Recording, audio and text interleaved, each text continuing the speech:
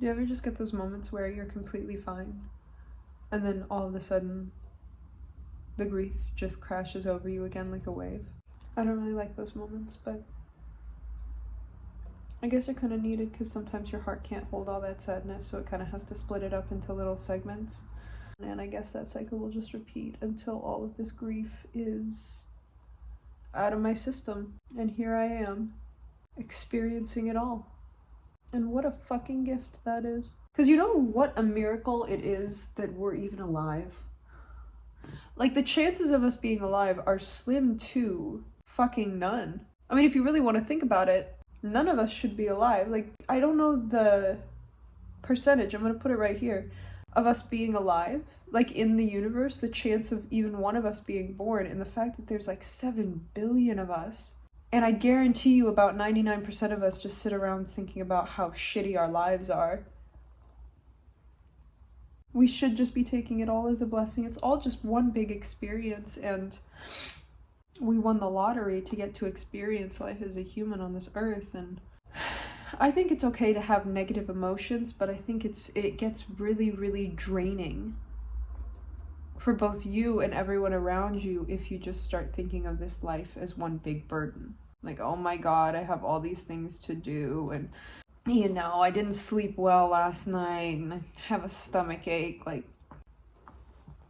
we spend so much time complaining and so little time being grateful. And I'm saying this as a complete hypocrite because I'm someone who complains way too much for someone who has such a blessed little life. A beautiful, beautiful life. And I need to start thinking of life as a miracle and a privilege instead of a burden that I have to white knuckle my way through. All these little bad moments are just little lessons, and all the good moments are little lessons also. It's all just a little experience, and it's so beautiful. Even all the bad stuff I've been through, I kind of love it, and I kind of romanticize it. Not in like a I want my life to always be bad kind of way, where I'm romanticizing the bad things that people did to me, but goddamn, I am one of the strongest people I know now. I'm a very, very strong person. I'm very independent. I'm very proud of myself. I have so many life skills that I can build off of now because of those bad moments. It's getting easier to be grateful. It's getting easier to be grateful, which means that I'm healing, which I'm happy about. And I'm glad that I'm a different person now. And I'm glad that I got that opportunity to grow up. I'm very happy with myself. Very content with my life. I'm very excited to see what's next. Even if it's a bad thing, even if it's horrible, even if it's hideous, even if it's the worst chapter of my life is coming next, I will gladly welcome it because it's gonna just be an experience.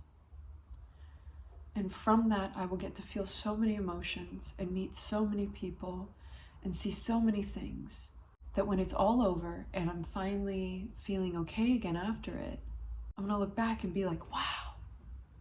There's no one else in the entire universe that ever got to experience that the way that I just did. And at the end of my life, I will look back at this chapter and I will understand why it had to happen that way and why everything had to go down the way that it did. And I will understand then, and I do not understand now, and that is okay, and I will be grateful for all of it because it is all working out in my favor and it is all working out in the grand scheme of things. But I will be crying just a little bit more before I go back to work because my heart is sad.